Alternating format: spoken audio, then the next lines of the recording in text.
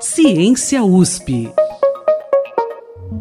Um achado científico recente reforça algo que os cientistas vêm discutindo há tempos. A evolução humana não foi uma linha reta. E neste Ciência USP, vamos contar por quê. Também vamos falar sobre uma pesquisa que quer entender qual é a importância do leite materno que desce logo nos primeiros dias depois do parto. Será que ele tem alguma coisa de diferente? Eu sou Silvana Salles e você me acompanha neste episódio do Ciência USP.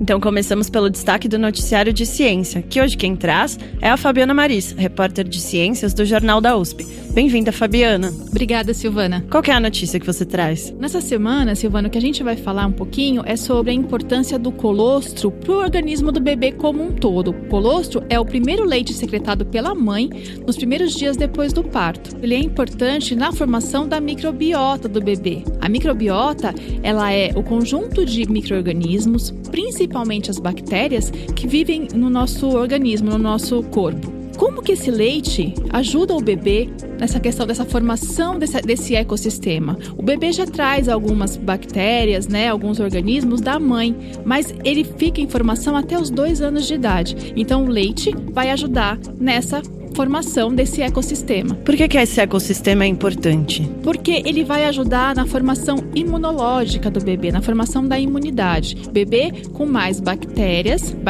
que a gente fala de bactérias do bem, ajudam o bebê nessa formação dessa microbiota e formam um intestino, digamos, que é o foco dessa pesquisa, o intestino em harmonia, o intestino saudável. Onde que está sendo feita essa pesquisa? Essa pesquisa é da Faculdade de Ciências Farmacêuticas da USP. Eles estão trabalhando com 2 hospitais aqui em São Paulo, que trabalham com bebês prematuros. Por que bebê prematuro? Porque quando o bebê prematuro nasce, muito provavelmente ele não vai conseguir mamar nos primeiros dias depois do parto. Ele ainda não tem essa musculatura da bochecha muito bem formada. O que os pesquisadores estão fazendo então? Pingam 3 gotinhas de colostro na boquinha do bebê e aí, coletando fezes, amostras de fezes desses bebês, eles avaliam como que essa microbiota está sendo formada, desenvolvida. Mas o que é mais importante também, eles estão avaliando o papel do leite pasteurizado. O Brasil ele é conhecido como um dos grandes centros de banco de leite humano, mas ainda tem muito preconceito em relação ao leite pasteurizado. Além de tudo, eles estão vendo se o leite pasteurizado traz algum prejuízo para esses bebês.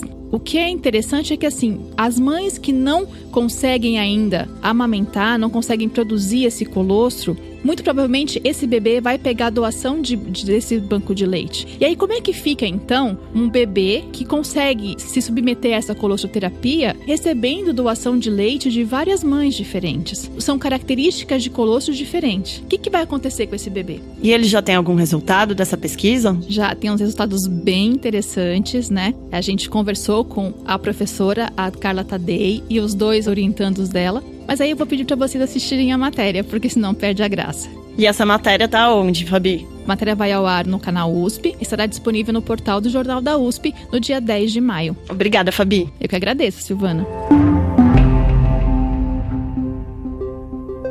Quando alguém fala em evolução humana, qual é a primeira imagem que vem à sua cabeça?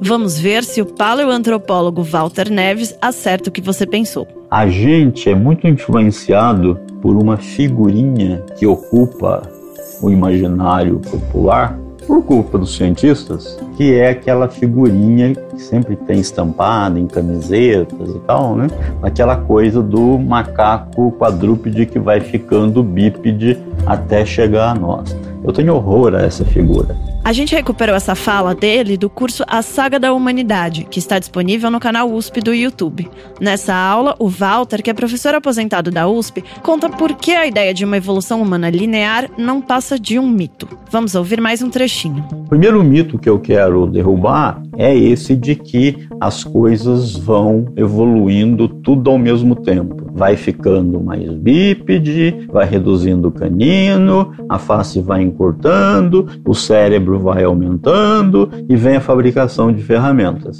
Não poderia estar mais errado. Nós temos bípedes de 7 milhões de anos, ainda com uma capacidade craniana, inclusive menor do que o próprio chimpanzé. apesar da nossa linhagem ter 7 milhões de anos, os grandes cérebros vão aparecer muito tardiamente, vão aparecer aí por volta de 2 milhões de anos, isso fazendo muita concessão. E a fabricação de ferramentas antecede o aparecimento de cérebros grandes. Não foi necessário um aumento significativo do cérebro para se começasse as primeiras experimentações de fabricação de instrumentos de pedra lascada. Isso a gente chama evolução em mosaico, e não aquela evolução linear que a gente sempre pensa. Os achados científicos dos últimos anos engrossam a hipótese de que a evolução humana aconteceu em mosaico. A descoberta mais recente foi essa aqui. Esse fragmento de osso foi encontrado numa caverna nas Filipinas, e os cientistas acreditam que era de uma espécie de humano até então desconhecida. O Homo luzonensis foi batizado por pesquisadores da França e das Filipinas em um artigo que saiu em abril na revista Nature. O artigo descreve vestígios que foram encontrados em escavações em uma caverna na ilha de Luzon, nas Filipinas. É um conjunto de fósseis de pelo menos 3 indivíduos, que viveram entre 67 e 50 mil anos atrás. Esse material é um hominíneo, né? Ou seja, uma criatura que faz parte da nossa linhagem, né? De Homo sapiens e de muitas outras espécies. O que os autores eles descrevem no artigo é basicamente dentes e alguns ossos, principalmente de mão e de pé. Tem também o osso da perna. Não é um hominíneo muito completo, né? Mas ele é importante por quê? Porque esses ossos e esses dentes mostram a evidência de uma nova espécie que tem uma anatomia de mosaico. Essa é a Mercedes Okumura, professora do Instituto de Biociências da USP e coordenadora do Laboratório de Estudos Evolutivos Humanos, sediado no Instituto. Ela não participou do estudo, mas topou conversar comigo sobre esse novo hominíneo. Ela me explicou que os pesquisadores, quando encontram fósseis de hominíneos, analisam o material em detalhe, comparando a anatomia dos ossos e dentes com o de outros hominíneos já descritos. Assim, eles conseguem encontrar afinidades entre as espécies. No caso desse Homo luzonensis, eles tentaram extrair DNA e não foi possível. Apesar da gente considerar ele bastante recente, de 50 mil anos, a gente tem que lembrar que essa é uma região tropical, né? E o DNA ele não preserva muito bem em locais tropicais, porque são muito quentes e muito úmidos. Então, nesse caso, a descrição da espécie ela foi baseada puramente na anatomia. O artigo da Nature diz que o Homo luzonensis tinha uma anatomia diferente de todos os outros hominíneos já descritos. O tamanho e o formato dos dentes lembram espécies mais recentes, como o Neandertal, o próprio Homo sapiens e um hominíneo que viveu numa ilha da Indonésia, chamado Homo floresiensis. Mas a coroa, o esmalte e as raízes dos dentes lembram espécies mais antigas, incluindo os australopitecos e os parantropos, que desapareceram há mais de 1 milhão de anos, em alguns casos há muito mais do que isso. Além dessas semelhanças, os ossos das mãos e dos pés também têm características que lembram o australopithecus. Isso apesar dos fósseis do Homo luzonensis serem muito mais recentes. Essa anatomia de mosaico, ela, na verdade, começa a se tornar um pouco menos a exceção e um pouquinho mais a regra.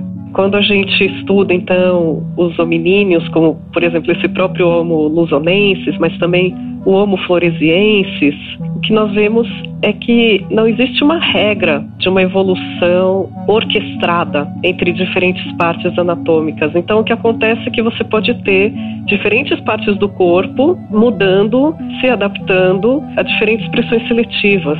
Você tem, por exemplo, o Homo naledi, que foi achado recentemente, há alguns anos, na África do Sul. Ele também é um hominíneo que tem uma evolução bem mosaica, né? Ele também tem traços que parecem muito antigos, combinados com traços que já parecem mais semelhantes aos hominíneos mais recentes, né? Incluindo Homo sapiens.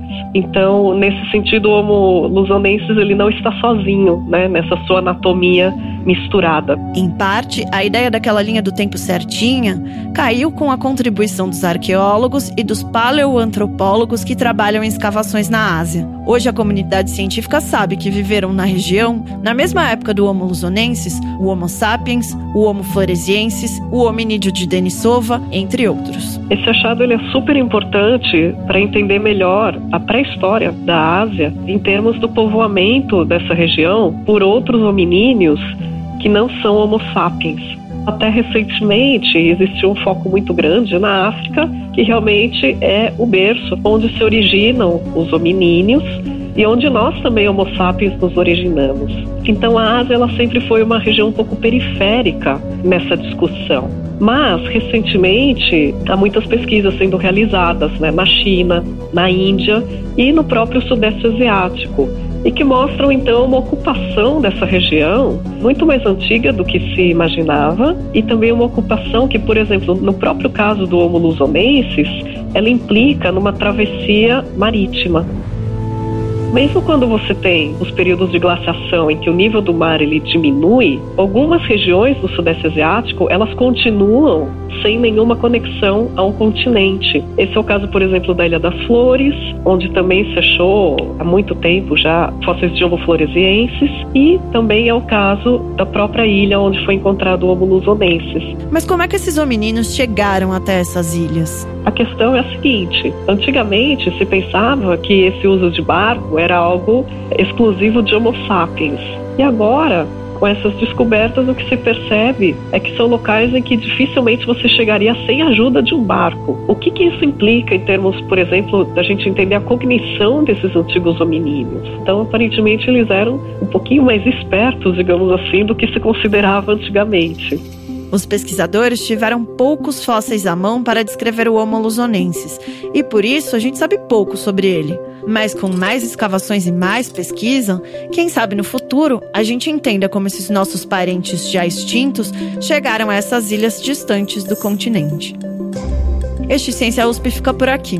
Hoje nós tivemos a participação da Fabiana Maris e a edição de som do Rafael Simões. Na apresentação, eu, Silvana Salles. E enquanto espera pelo próximo episódio, você pode nos avaliar na Apple e no Castbox. Também pode deixar suas críticas, sugestões ou comentários nas nossas redes sociais. Estamos no Facebook, no Instagram e no Twitter, com a @CienciaUSP, tudo junto, sem acento.